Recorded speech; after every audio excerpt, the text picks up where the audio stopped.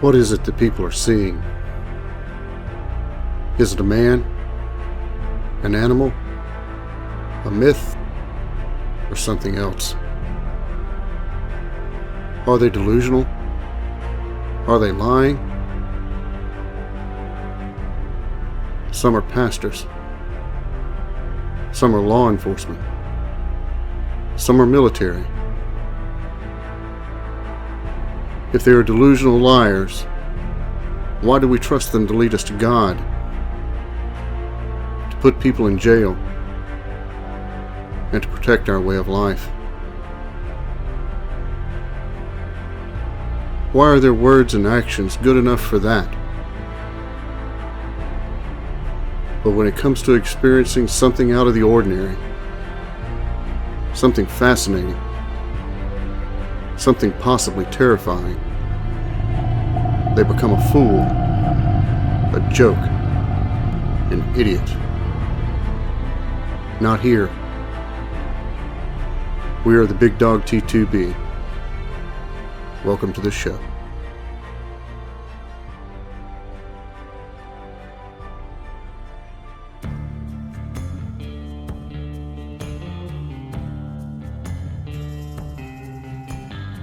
Hello everyone, my name is Jack, and welcome to the Big Dog T2B. Tonight's show is a continuation of OK Chasing the Beast with Chuck Slabs and his shows featuring Nate and myself. Tonight's show was posted in January 2019. It's basically a compilation of numerous different stories that you may have heard before. But it's a good example of how in the retelling of a story, the things that you include and the things that you omit. Now for a little housekeeping. We'd like to recognize the individuals who commented on our last video.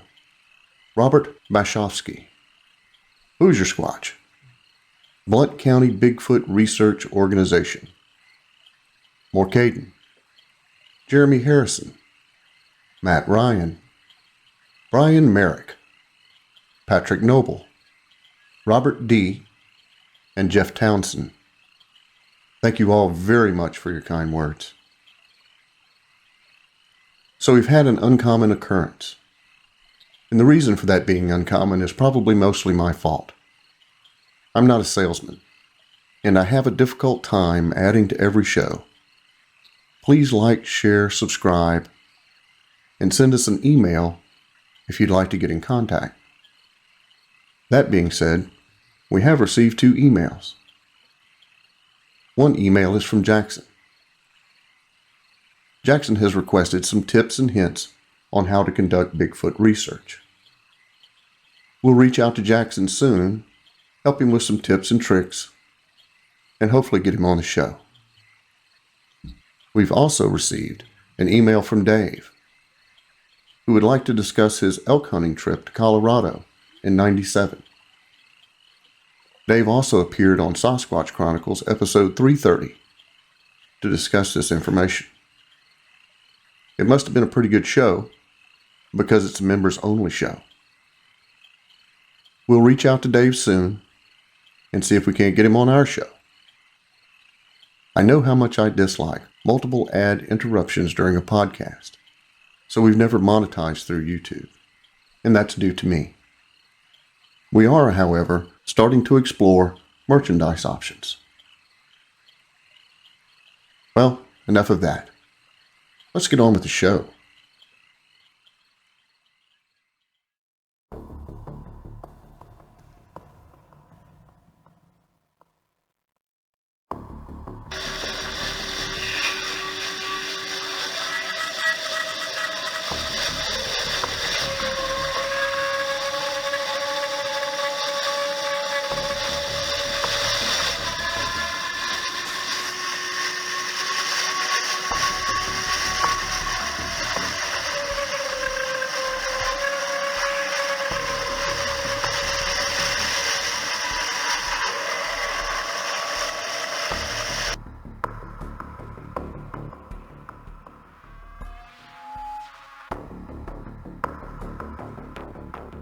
Welcome to another episode of Chasing the Beast. I'm your host Chuck, and tonight I've got a really good show. I've got a good friend, spoke to him on the phone quite a few times, and he's a real good guy, and he's got lots of stories to tell.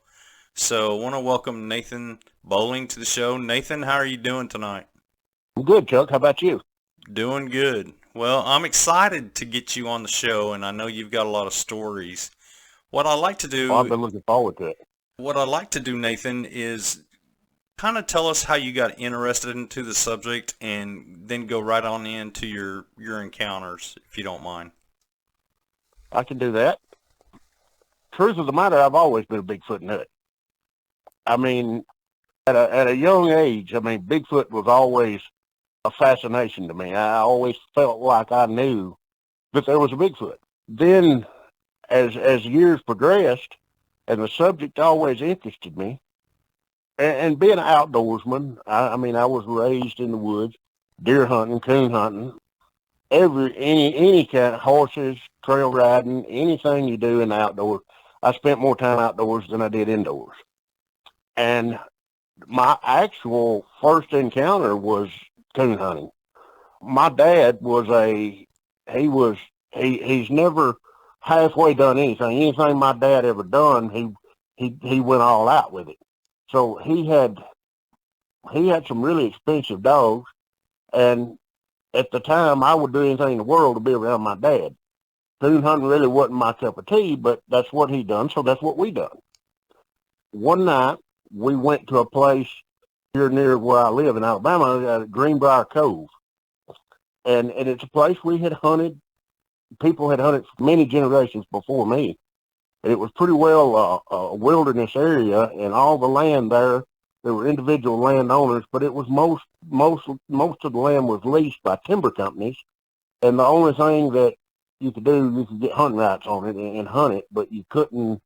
Nobody was building on it. Nobody hardly lived there. There was a few houses of the landowners, and some of them had passed away and were abandoned. So it was just pretty well isolated wilderness place.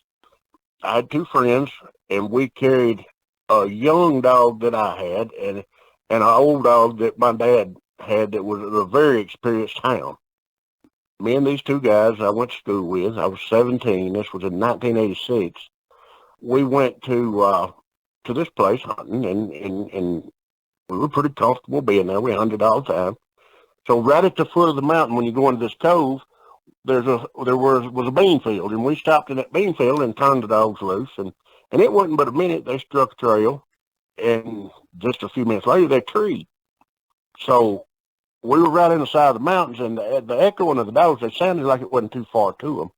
So we walked from the truck where we was at instead of driving closer, which we could have done, and we started walking to the dogs, and we got not far from where they were, and they quit treeing.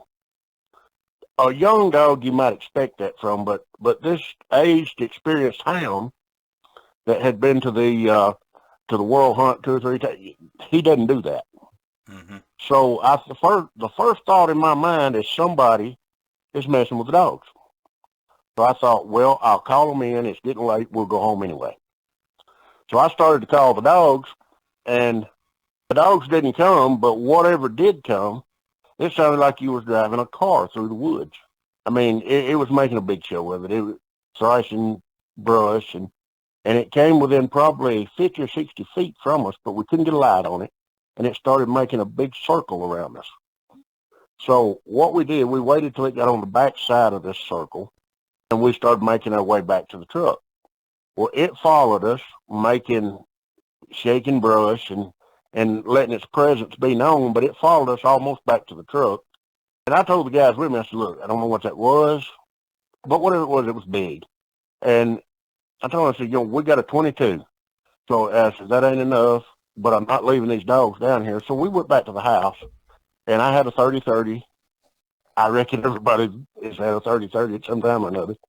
And I got it in my shells, an old 16-gauge double barrel, and we went back. And when we pulled up we went on down past that bean field to the end of this logging road, which was closer to where they were treating, we stopped there. And as soon as we stopped and got out of the truck, the young dog was coming up the road. In fact, we had went down past this log road and turned around, and I assumed he saw us, but he was coming up the road behind us. And he was a nervous wreck. So we stopped and we loaded him in the truck. And I started to call the other dogs, and the same sound came down through the woods again. But this time stopped. Now, we were sitting in a main road, which wasn't still, it was a gravel road, but it was the main road to this cove. And it stopped about 50, 60 feet out in the woods. And it just got quiet, except for breathing. Still, I never heard nothing like it. It was great. The breath of this thing, the lung capacity was, it sounded like an asthmatic person breathing. It was just a gravelly breath, but the length of the inhale and exhale, and it wasn't snorting, it was just breathing. And it echoed so loud all around us. I mean, it'd make the hair stand up on the back of your neck. Right. It was, I mean, that's the most eerie experience that I've had in all the years I've been in this. That breath would almost, it was unnerving. So we left, we carried the pup home, and the next morning, my friends, they went home, they had to go home early, and I went back after the dog by myself. Of course, I carried my rifle, and I parked it. I had a four-wheel drive pickup, but something was wrong with it, and I was driving my grandfather's, he had an old 72 Ford pickup, but it was two-wheel drive, so I stopped at the end of this logging road in the main road and walked up through there. And I walked around now. This road, the way it did, it went towards the side of the mountain and made a curve to the right, which would have been back north, went up into a field. But it's about a mile from where you leave the main road to where you walk out in this field. Walked up that road, and when I got near the foot of the mountain, the old dog came to me. And I leaned down, snapped the leash on him, and when I stood up, standing right in the middle of the road, about 75 yards from me, back the way I came from, gray, could have been white, but if he was white, he was dirty. A gray, probably, he was better than 7 foot because I measured a limb he was standing beside later, and I'm 6'2", and I could just barely touch the limb, and his head was almost there. Mm. And he was standing right in the middle of the road, was swaying back and forth, just looking at me. And the funny thing about it, didn't seem to bother the dog, but it was there. Now, I've heard a lot of encounters, taken a lot of encounters from a lot of people where dogs and whatnot are very nervous. This dog was not nervous around this thing. This dog was completely, and it looked at it, it appeared like it was thinking, oh, I see him all the time. And that's just, I was the odd man out there. Right. And it stood there. And the impression that I got, that it was a different creature than the night before. Now, this is, my first day in the Bigfoot world, so I'm thinking these things, trying to rationalize, which now I know more, and I'm sure it wasn't the same creature. At the time, I thought, what happened last night and what's happening now was not adding up. This is a different guy. Right. Because this thing gave me the impression that it was trying to leave me with the impression that it meant me no harm. It didn't crowd me. It stayed in plain sight. Wasn't hiding about it, that it was back the way I needed to go. I thought, there's an old guy that lives down there in this cove. Now, he's dead now. This 30 years ago. But this old guy lived down there in a cabin with no power. Had lived there I had always known him, so he lived there way before I was born. Right. And I thought, well, the best option I have is, his name was Aubrey. I walked to Aubrey's house. So me and the dog, we proceeded to go to Aubrey's house. This thing followed us, but never gained it. If I stopped, it stopped. It was like it wanted to let me know. It's like it knew that I was armed, that I had the ability to hurt it. It wanted me to feel comfortable. It's just the impression that I got over trying to rationalize this in my mind over the years. There was nothing threatening about it. Right. So I walked to this old guy's house, and when you break out into that field that I was telling you about, it's probably 100 yards across this field, and his cabin set right in the edge of the woods on the other side of this field. It stopped at the edge of the field. I walked to his house, and the man was sitting over the door open when I got there. He saw me coming, and he let me and the dog in, and we went in and sat for a while, and and talked, and he said, finally, he opened the conversation. He said, I guess you want to know what that is following you. I said, well, I'd like to. He said, well, I don't know. He said, it comes around here all the time. He said, it comes around at night. He said, it will take things off my porch, and he said, sometimes it will bring things and put them back on my porch, a rock or a dead animal. Sort of, and I got the impression it's sort of a gifting situation. Sure. Him and I continued to talk, and he said, that one, he said, you don't have to worry about. He said, every time I leave my house, that one is near me. There are some here you have to worry about. But there, that my assumption that it was the one the night before, because it was nothing but aggression. Mm-hmm. It was very aggressive. It was very belligerent, I guess, for lack of better terms. So when I got ready to go, he carried an old single shot 22 everywhere he went. He got his old rifle and put it under his arm. He said, I'll walk back with you. So we came out of the house, and when we came out, I think it was still there, but at 100 yards distance in the edge of the woods, the time of the year and the color, wasn't a lot of contrast, but I think it was still there. But we walked straight towards the mouth of that logging road, and when we got there, it wasn't there. We walked on by, and it came out and followed us onto my truck, keeping basically the same distance. When I got to the truck, I asked him, I said, Aubrey, I'll try to get back up through there and drive you back home if you want me to. He said, man, it ain't never hurt me. He said, I'll walk back. Evidently it didn't, because I seen him many times after that. Right. But the thing about this whole thing, it was basically, it lasted about 2 hours. There could have been no misidentification. I mean, I'm outdoor, and I know what's out there. I know the animals when I see them, and this is what it was. It was a Bigfoot. And that set something in motion in my life that, you know as well as I do, when you experience one of these things, there's only really two outcomes. It's a life-changing, life-altering experience that will, one, either make you afraid of the woods and the outdoors, or it will feed a fascination that you can never get rid of. Right. That you will have the rest of your life. And that's what it did for me. It fed a fascination that I couldn't shake. It has been a major part of my life. And it's sort of like my wife says, when you get him, you get Bigfoot. And, well, it's just the way it is. Right. So throughout the years, I've done a lot of field work. Read everything, found out everything that I could possibly find out about Bigfoot. I guess I've read every book from a children's book to, there's some of the newer ones that I hadn't read, but for years, that's what I was about. And I never, until, you'll think, people's going to think this is crazy, but till about a year and a half ago, I had never been on the internet. Never. And most of my research was for self-edification, educating myself where they're concerned, because I didn't know the Bigfoot community is what it is. I'd take reports that it got kind of in this area where people would come to me with this sort of thing.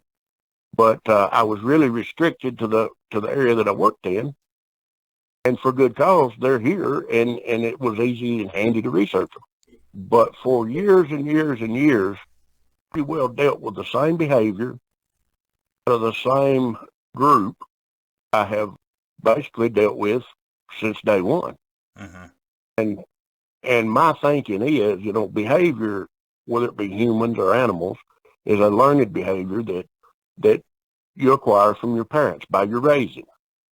So I knew there were probably other family groups or whatnot out there that had completely different behaviors, but this was the only behavior that I had dealt with. Right. Well, Nathan, let me ask you this real quick.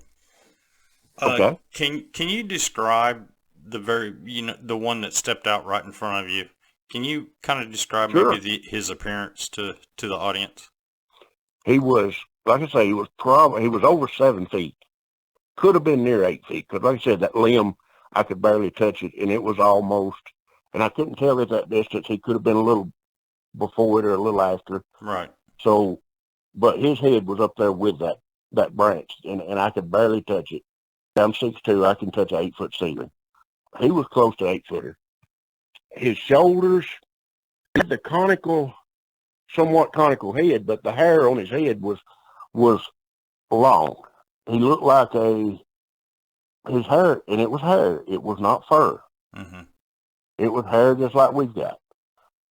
It was probably 6 or 8 inches from a variation across his head, down his shoulders, the backs of his arms, and what appeared to be down his back was longer hair than what appeared to be on the front of his torso, down his legs, and the feet. Now, it got a little longer from the knees down. He had tremendous trapezius muscles, and his lats were he had the V shape, but he appeared to be maybe up in years because he was a little bit heavy around the middle. Me, myself, I'm a power lifter. I lift weights, and I'm a little heavier around the middle at 50 than I was when I was 30. Right. So I got the impression that he had a little age on him.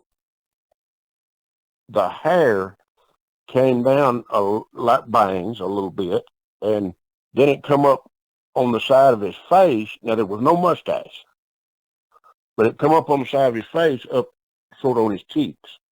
Now, his mouth was wide. Got to keep in mind when I described the facial features, this was at probably 75 yards, and the skin appeared to be a pasty gray. The hair was gray, so there wasn't a lot of contrast. The facial features were a little bit vague to me. Fact of the matter, after this happened, I drew a picture of it, and the facial features I had to ad-lib a little bit. Okay. But the mouth appeared to be wide, and the nose appeared to be a hooded, wide, flat nose. The distance between the top lip and the bottom of the nose was greater than what you would think you were looking at in a human.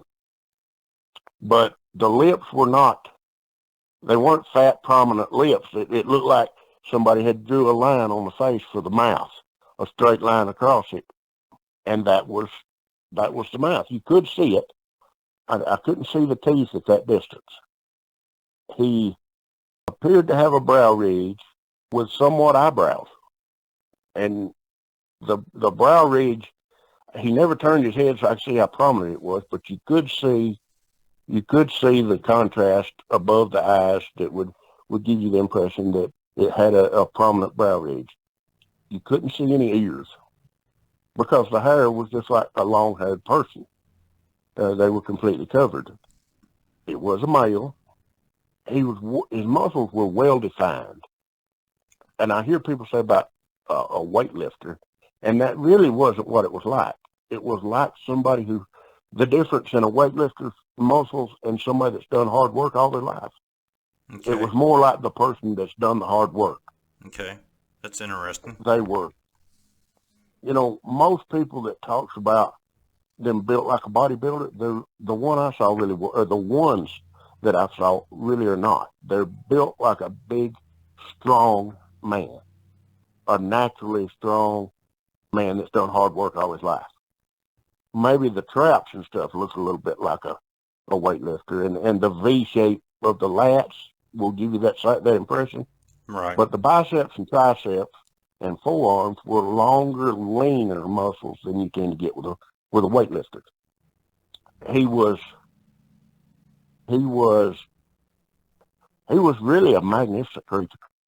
He was regal. And the thing about the eyes were an odd shape. They were wider to the outside and tend to go narrower to the inside. And they appeared to be black. At that distance, I couldn't see any whites. But there was wisdom in those eyes. He had seen a lot. He had been a lot. He like I say, he wanted me to know that he wasn't going to hurt me. Right. And I think he knew that I had the ability in that rifle to hurt him. What the old man told me, in basic old man terms, he said, he's the boss. He's the one that appears to run things around here. He said he keeps the others in check. He said there are some here that's dangerous.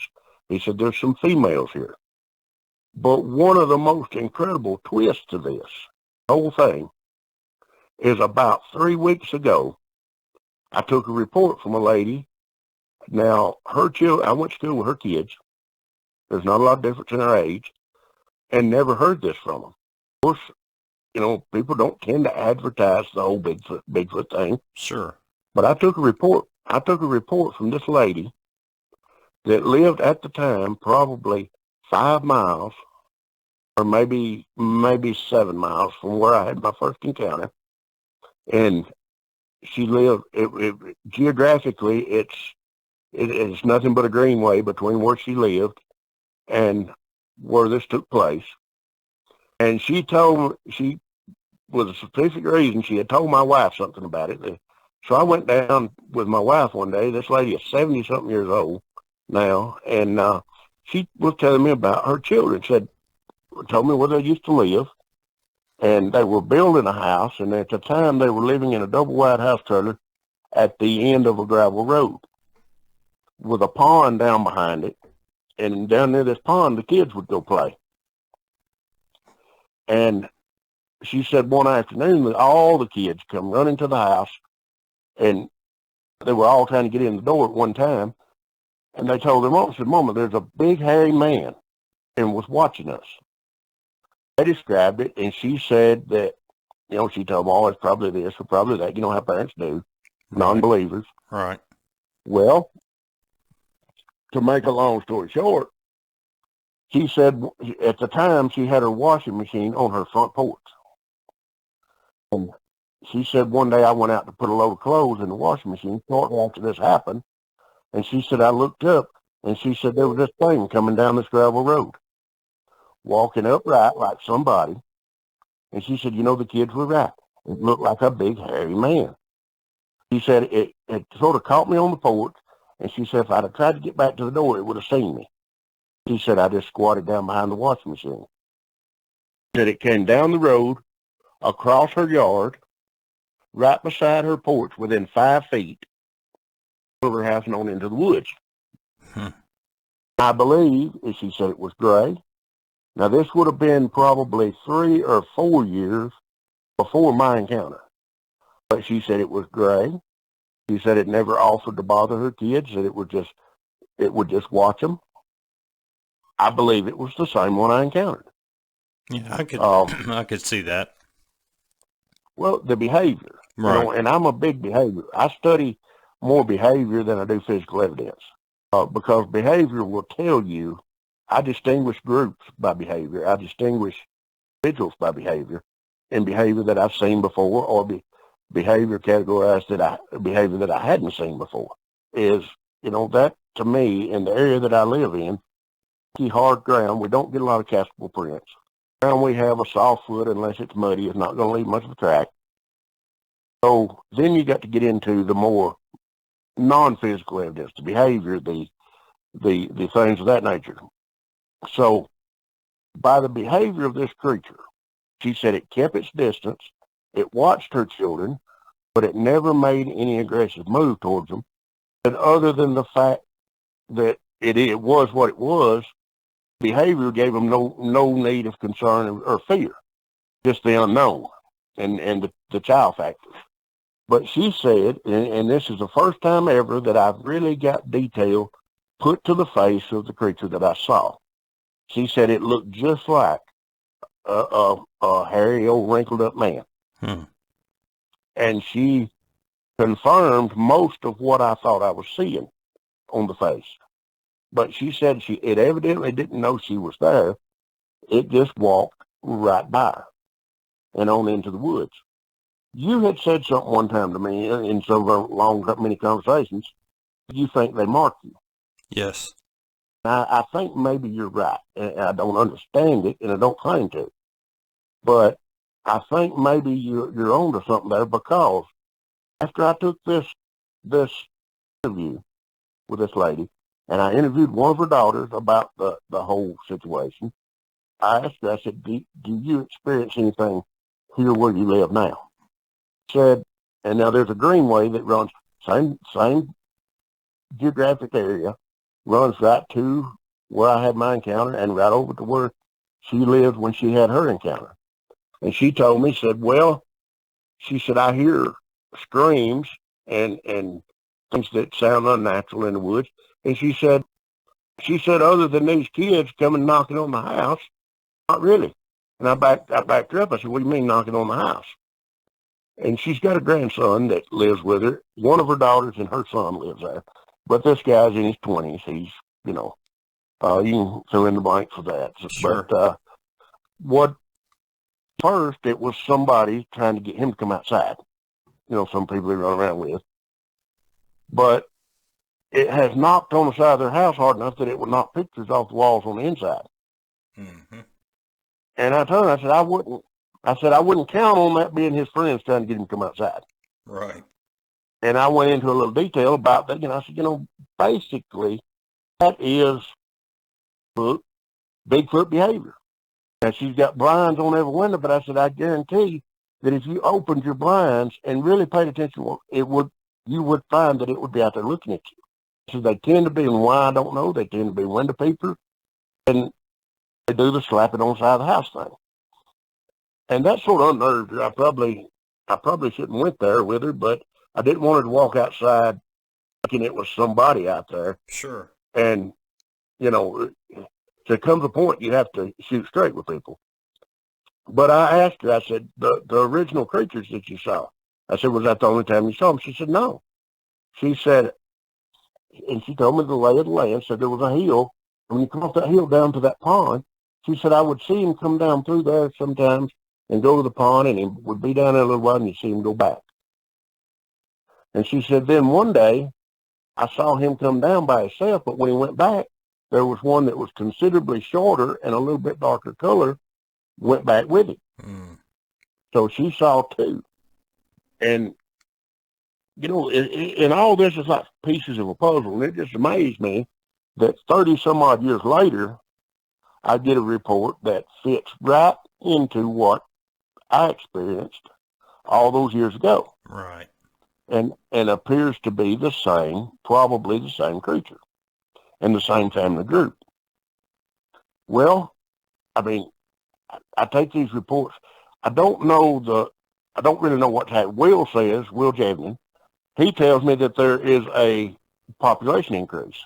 Mm-hmm. I buy that because don't have to look hard for encounters. And I used to be that guy from personal experience that when I started listening to things on podcasts and people were having too many encounters, that would throw up a red flag to me. Right. But not so much. Every day I've something will happen to show me that I'm not as smart as I think I am. For instance, I have right now 4 ongoing investigations with new groups in this area, completely different behavior that I'm used to, and I'll get into those in a few minutes. But it's really fascinating to me that all of a sudden all this activity is going on, and when they've always been here, but not to the degree they are now. Right. The aggressive behavior and their whole nature didn't change to where I could feel good about saying, well, it's the same ones, they're just acting different. I don't think that happens. Right. I don't think that things happen to change their behavior that much. We've got other groups here moving in. I have a situation not too far from here with a friend of mine. Now, this guy's a mechanic, and he's very well off. And his wife and his daughter's 21, and what he does to occupy their time, he will go to yard sales and trade days and buy things and bring them home, and he puts it on a trailer when he brings it home. They go out in the front yard at night most of the time, and they go through all this stuff, and when they find something they think is valuable, they'll get on the internet and find the value of it, and they market all this stuff on the internet. It's just a hobby. Right. But the whole point to this is they're outside at all hours of the night. And my wife will go up from time to time. And, she lives with a Bigfooter, and she's had her own experiences. So she's not completely in the dark about this. She's not hardly as fascinated as I am, but still, she's had her experiences, and she knows some about it. Right. And she goes up there to help them go through the stuff, and they think it's somebody roaming around in the woods watching their house to catch them gone and rob them. Well, first thing, if somebody's doing that, they don't want their presence known, so they ain't going to be out there making noise. Mm-hmm. Whatever this is out there is making noise. It's bipedal. It throws small things from the woods out in the yard and up near the porch like it's trying to maybe not hurt somebody, but get attention. Right. And my wife comes home and she's telling me all this, and I'm real slow to say Bigfoot to people because most people ain't ready for that. So I get my information, and I get to a point where I'm comfortable saying, well, I think they need to know before I really go there. One night, the daughter, they thought they heard something in the backyard, and they were in the backyard, and they heard something back around front, so they ran through the house. They're going to catch them in the front yard, and the daughter runs out the house first. She saw one, and she was immediately hysterical. Mm-hmm. Well, calling, telling me about it, telling my wife about it. I told Kathy, I said, just go up there, and I said, when you get her calmed down, get her to draw me a picture of it and send it back to me. Well, she did, and she's not the greatest artist in the world, but it looked like a little fat kid with hair all over it. She said it was probably 5 feet tall. And they live at the end of a gravel road, and it was moving from left to right in front of their house, going towards the woods at the end of the gravel road, right across in front of their house. Mm-hmm. She drew me the picture. So that's when I told them, I said, hey, this is what you've got. Well, the husband is a dedicated deer hunter, and, he's like most of them. Well, I've been in the woods all my life, and I ain't never seen nothing like that. Yeah. And I told him, I said, Max, I was in the woods all my life and had never seen one till I seen one. And so he won't even go outside and look around. It's just nonsense to him. And personally, I think it's the fact that he don't want to know. Right. So I started going up there and looking around, and I found some tracks in a pretty soft spot, probably 14-inch tracks. And then I found some that was about a size 9. The big ones were, I wear a 13, and the big ones were as long as my boot. My boot is longer than my foot, so mm-hmm. so I would say it was a 14 and a half inch track. And I didn't measure it. I intended to cast it, and it rained. But so one night they called me, and the daughter had been out there in her yard cleaning out her car, and it's about 10 o'clock at night. I'm already ready for bed, but they called, and they said they saw one. We've got it pinned down with flashlights. Hurry up here. So I get my pistol, and I jump on my four-wheeler, and I take off up there. And when I come across their yard, they're shining their spotlights towards this one area. I just drove right up in there because I didn't expect it to be there. When somebody's shining a spotlight, if you want to move around however you want to, all you got to do is get out of that light. Right. Because they're blinding themselves. And it was gone, but what I did find, Chuck, was very interesting.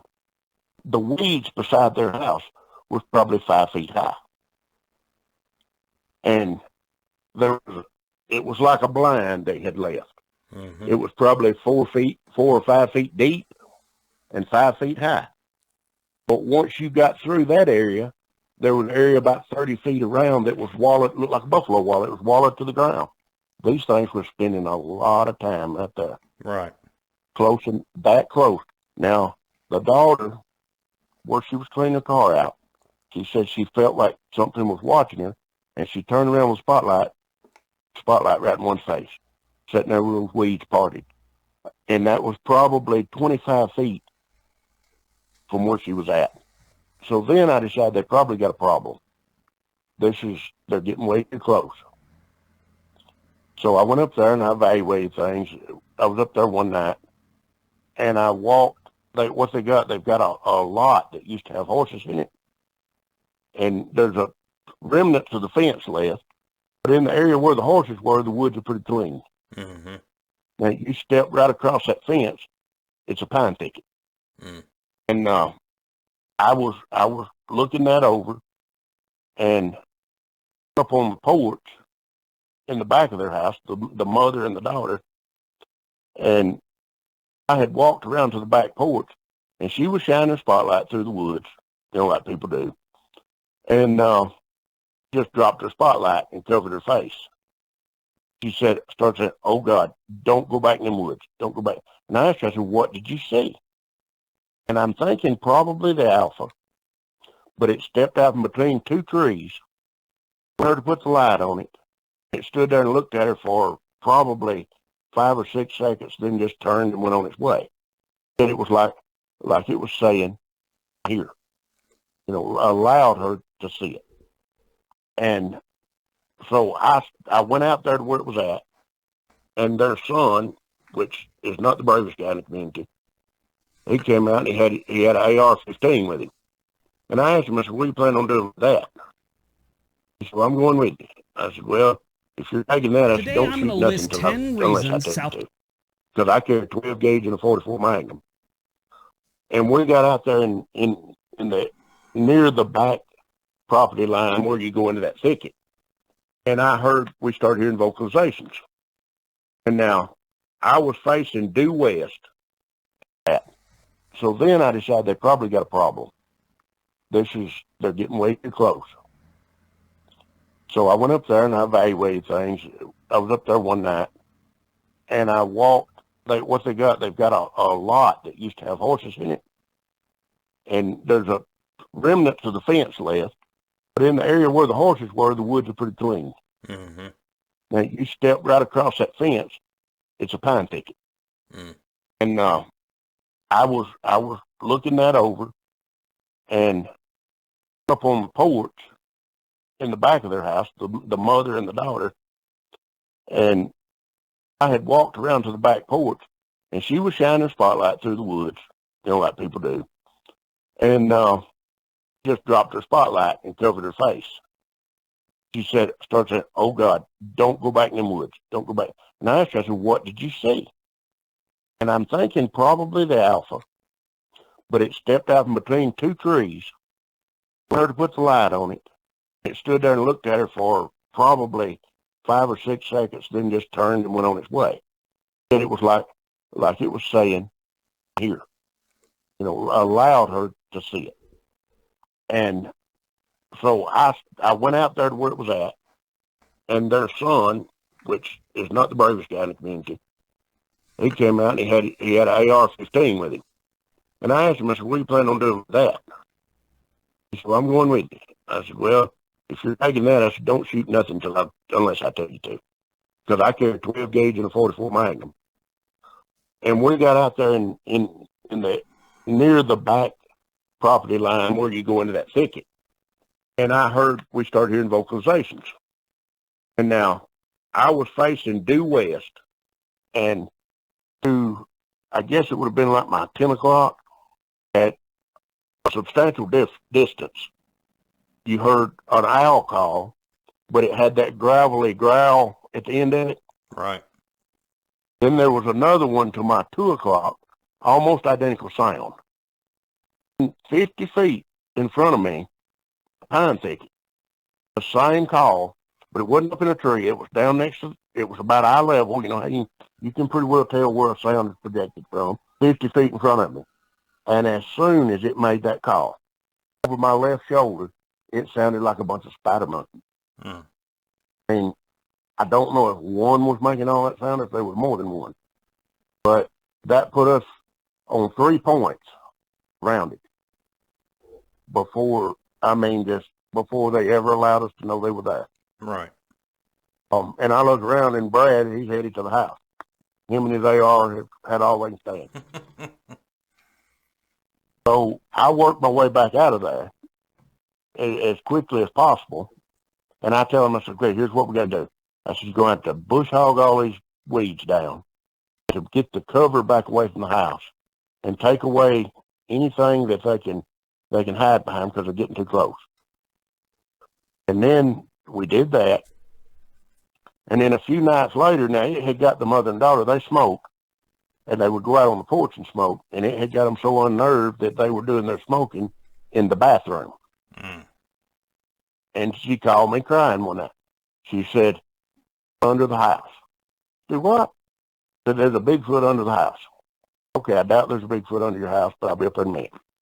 Get up there, and the crawl space is probably a 3-foot by 4-foot crawl space, so it would have been tight for one to get under there. And then so I told him, I said, there ain't one under your house. But the door to the crawl space was open, and it's up under a deck. I said, so tell me what you heard. And they said, we heard growling. And said, we heard like a grunt. And their dogs were in the bathroom with them, and they were having a blooming fit. But what it was standing there at the edge of that deck, and the sound carried under that deck and under the house, and they were hearing it through the vents. It's what I think was happening, because I don't think I seen nothing that led me to believe they was under the house. Mm-hmm. I mean, they're not in a habit of getting places where there's no other way out. And I just think that would be too confined a space for them. Right. But then the family went, and it got pretty interesting. The family went on vacation to the Gulf Shores, and we took care of their dogs. So that gave me an opportunity to really spend some time up there and see what I thought without drawing them into near a family that's an unsuspecting family. So I told my wife, I said, you go up there and feed them in the daytime by yourself, that's fine. But I said, you don't go at night without me. So she got up there one night, about 5 minutes before I got there. She called me and said, where you at? And I'm on my way. She said, why? And she said, they're throwing stuff at me from the woods. So I get up there, and sure enough, there's something across the road there throwing acorn-sized stuff into the yard where we were. At the end of the house, which would be to the west end, where most of the activity has been, and the monkey chatter kind of, and I swear it sounds just like spider monkeys. Behind the house, in the edge of the woods behind the house, because there's woods all the way around them, there was like a huff. It just, oh, oh. The dogs would not come off the porch. I could always tell when they was there, because the dogs, when they weren't, the dogs were willing to go out. Right. When they were there, the dogs were not willing to leave the porch. So, and this is the first, I'd always heard about infrasound, and this is the first evidence, the real hard evidence that I had got from infrasound. My wife, while we was there, and now I'm tone deaf, I can't hear the growl. If they growl, I can't hear it at all. It's just something about that tone. And she kept saying she heard growling, but she said it was a very low tone. I said, well, I can't hear that. She said, you don't hear it? I said, no, I don't. And then she got physically sick, throwing up sick. And when we came home, it was a couple hours, she was fine. Right. And so that sort of gave me a little bit of possible evidence on the infrasound thing. I mean, something physically affected her. But what was interesting that night is all those sounds and all that activity around us. There was a vocalization from deeper in the woods around the house. There was no more activity. Like they were called back. Found a bone pile in that pine thicket near their house that I'm fixing to send off to have the teeth marks and whatnot on them analyzed. Sure. And see what had been chewing on it. But it's a significant bone pile of all manner of animals. And I believe, we'll go back to the behavior part, I believe this is a new group. They moved in, all this started about 15 or 16 months ago now. I got to thinking, now about the time that this group started appearing here at their house, we started having black bears around here. And in my lifetime, you might see one periodically, but there has never been a breeding population of black bears in this area in my lifetime. And about the time all this started, like I say, probably 15, 16 months ago, about the same time, we start seeing a lot of black bears. And that's something that, like I say, we haven't had before.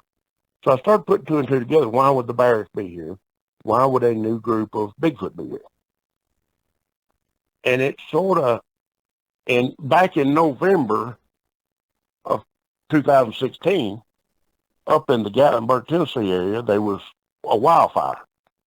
It burned 10,000 acres inside in the national park, the Smoky Mountain National Park, and probably 6,000 outside the park of private area.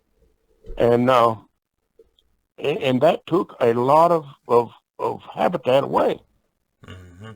Now, I don't know if it would have been the domino effect where a group from the Appalachians or the Smoky Mountains moved down and then pushed another group further down and so on and so forth, or if they just started traveling and this is where they wound up. I'm not sure about that, but I believe it's directly connected. I mean, my thoughts are, and I've got no evidence supporting this other than a whole lot of thought and a lot of time thinking about it.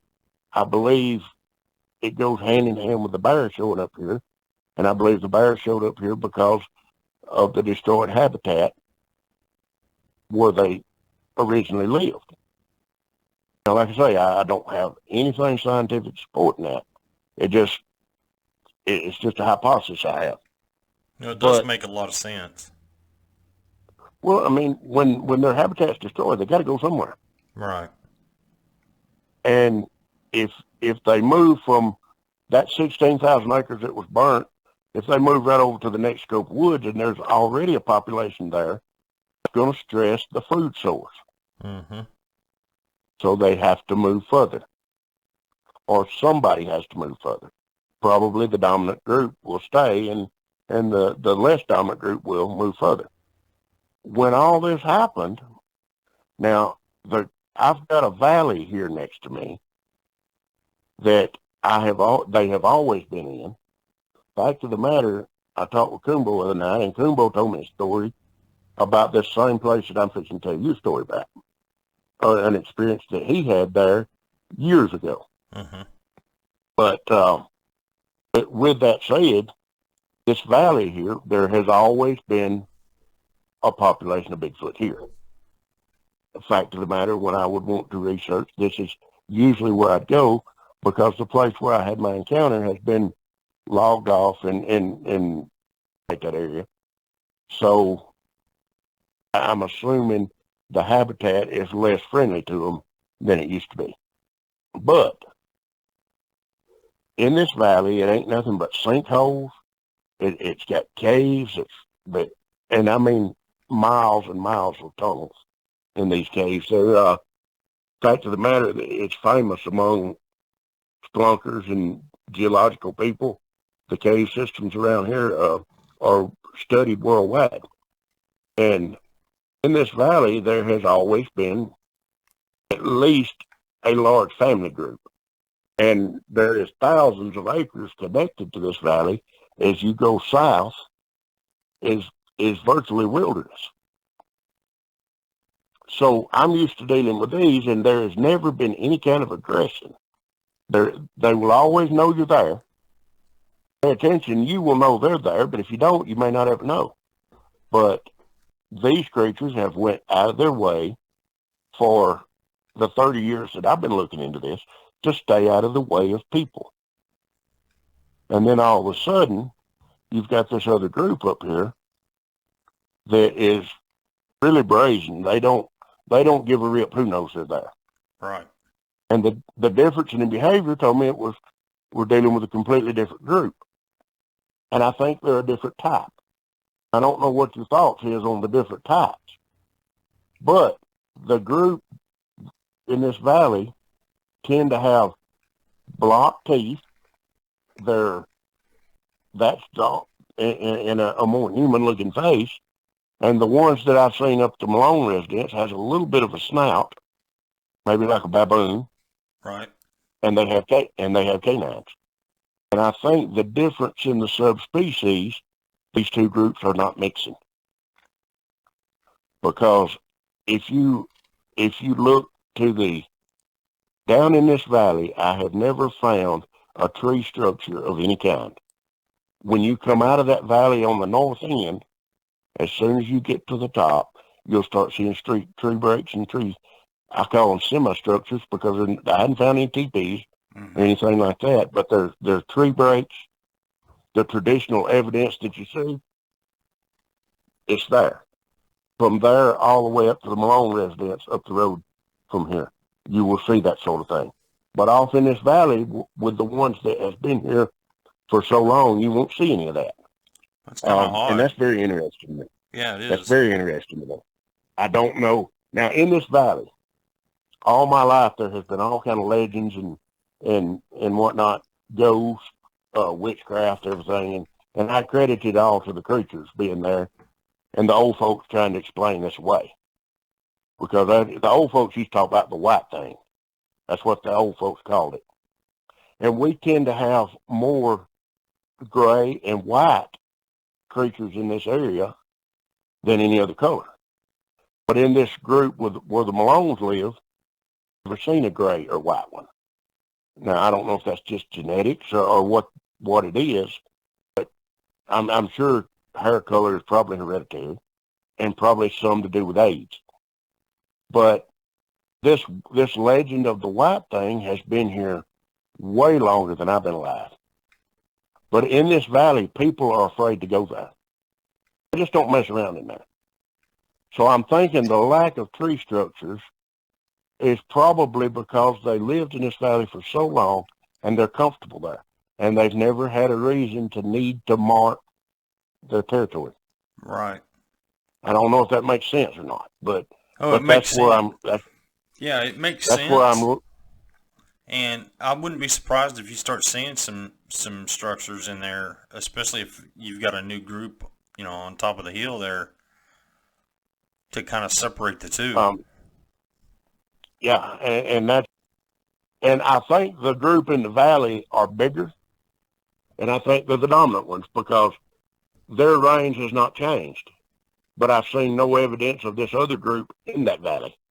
The only time that I have really been unnerved, Chuck, felt like a situation was getting to something that I couldn't handle. My wife and I, now she researches with me. She goes, if I go, most of the time she goes. And we went one night. Now, we were already set up to go into this valley for an outing with me and a guy I researched with, Jay Phelps. We were going into this valley the next night camping. But my wife and I thought we would go across the road here because to get to this area on the top of the valley, you just walk across from my house, you walk across my daughter's yard, and you go into the woods right in the corner of her yard. And it's probably 300 yards or give a little more to where you drop off into this valley, depending on which way you go. Because the valley, as it goes south, gets wider, so it gets naturally closer. Mm-hmm.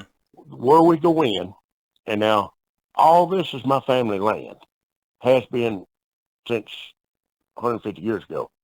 And my uncle had there's an old barn across the road that we used to keep horses at. Belonged to my uncle, and he's passed now. But the old barn's still in pretty good shape, and it's got good fences. So where we go into the woods here, there's a fence to our right. This old barn is a pond. And down at the far end, it's a big pond, and at the far end there's a dam and another scope of woods. Well, when we started into the woods, we made it probably 150 feet. I heard what sounded like a tree falling, just crashing. And I later found the tree, and it was not a small tree. It was probably a 4 or 5 inch tree, and it was uprooted. Mm. But we heard that, and as soon as we heard that, I noticed movement. At this time would have been to my left, would have been to my south, and at 2 points, probably 50 or 60 feet between the two sounds. And they were moving quietly with a significant effort to be quiet, but every now and then they would put a foot down on a branch that would break or brush against something because they're in a pine thicket. So, people talk about the silence of them. Yes, they're quiet, but they're not completely silent. I mean, there's places that nothing can be completely silent. And this just happened to be one of those places. I told my wife, I said, we need to move back out of here. We need to work our way back out of here right now. So we turned, and she had never heard that tone in my voice before, so she got scared. And she almost ran. I said, don't you run.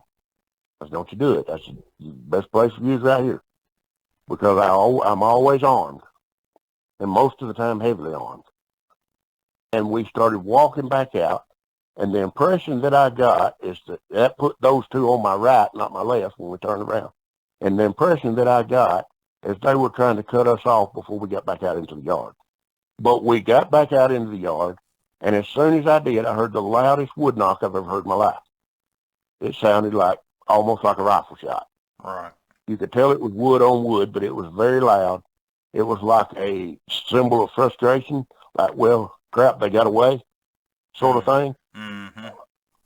But I don't really understand why I felt that way that quickly, but it was like I just knew, or felt like I knew, that this situation was about to become something that I couldn't handle, because there were obviously three.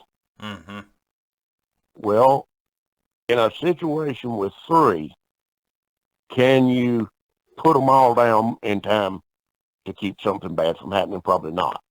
So that is, I decided right then that if Jay had not been able to go the next night on that we wasn't going to go, because if Jay hadn't went, it would have been me and my wife, and I wasn't going to take her into that situation. I tend to do a lot of research by myself, and I tend to take a lot of chances when I'm by myself, but I don't take somebody else's well-being lightly. So, I take a lot more precautions when somebody's with me. Mm-hmm. Well, the Sunday before this was a pretty interesting day. We had went down into this valley doing a little reconnaissance for our outing, and we really didn't see a lot. But coming back out on the four-wheeler, there's this one place that's very steep, and I have to lean up over the handlebars to keep the front wheels on the ground. We were coming out there, and my wife patted me on the back. She said, you need to go. And I said, do what? She said, just go. Next flat spot, which is a pretty good piece, and I slowed down. I said, what's wrong? She said, there was one squatted down beside the trail back there. Didn't you see it? I said, no, I was driving, and it was almost dark. We had stayed a little longer than we were supposed to. And she said it was squatted down not 10 feet off the side of the trail. Could have reached out and touched us when we went by. But she said it was squatted down there, and it turned its head as we rode by and watched us go. Well, this to me says something about their intelligence. Right. Because when we were in that valley, I had my sidearm, I had my shotgun in plain sight. And we didn't see a lot. But when we started out of there, in this one spot, it knew that I had to be driving. It knew that I would have my shotgun tied back down on that four-wheeler to where I couldn't get to it, and that I would be paying attention to my driving, and that's where it chose to watch us leave. I believe that was rational thinking. Right. I don't think that was coincidence.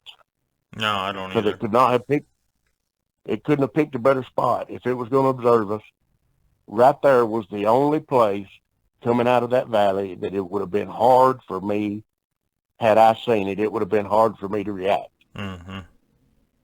And it knew that. The following Saturday, after the incident across the road here, we went down early in the morning, set everything up. And the way they call it Wolf Cave. What it is there's a sinkhole that has dropped out in the ground 85 feet deep. rappel down into the, and we have, but we didn't this day. If you rappel down to the bottom of this sinkhole, there's a crack in the ground that's about 35 feet deep and about 15 or 16 feet wide. And you go down into that crack. When you get to the bottom, you walk right into the side of the mountain. From where you walk in the mountain, there is, I know it's 3 miles to the school over here, and there's tunnels in that cave system that goes all the way under that school. And there's an underground river in there. And it's a really amazing place. As soon as we got down there, when we were going in, we would stop every so often, cut the four-wheeler off and listen. And there was 2 flanking us, and 1 stayed in front of us. And I'm assuming that's what it was, because any other animal, we didn't see them, but any other animal was going to get away from a loud four-wheeler and humans. And there was 3 points where these, whatever it was, stayed near us all the way to our campsite. We got to the campsite, and I got good thermal on one standing probably 50 feet down the hill from us, just watching. So I called Jay to come over and look at it. And when he started over there, it turned and started moving away. So he didn't get to see it, but he heard it moving away. We heard some sounds and some distant vocalizations that you couldn't really distinguish and accredit to Bigfoot or not. And they were just interesting, that's all you'd say.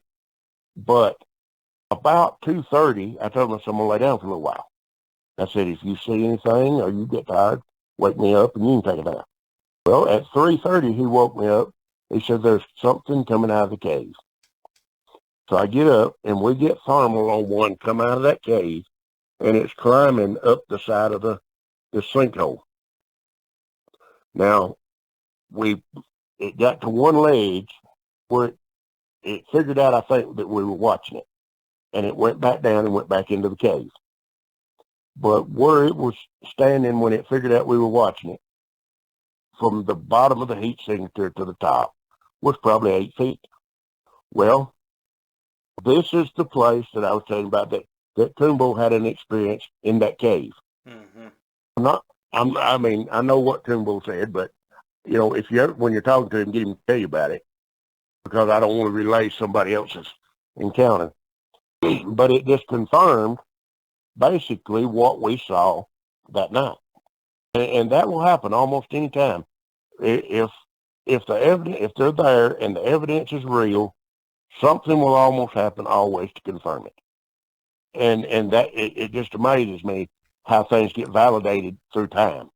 Right. Nathan, I totally agree with you. Anytime you've got activity at a certain spot, no matter how many times you go in there, something's always going to happen. You're either going to find something or find some evidence or possibly a sighting. You may even hear them do some whoops or wood knocks.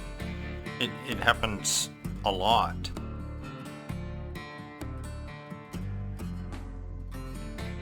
This concludes episode 14, part 1. Chuck Slavs from OK Chasing the Beast, chatting with Nate. And we look forward to seeing you in part 2. As always, if you decide to step off the pavement, if you decide to step off the trail, and get back into places where people normally don't go, you need to be mentally, physically, and emotionally prepared for what you may encounter. Take care. God bless. We love you. And until next time, have a great day.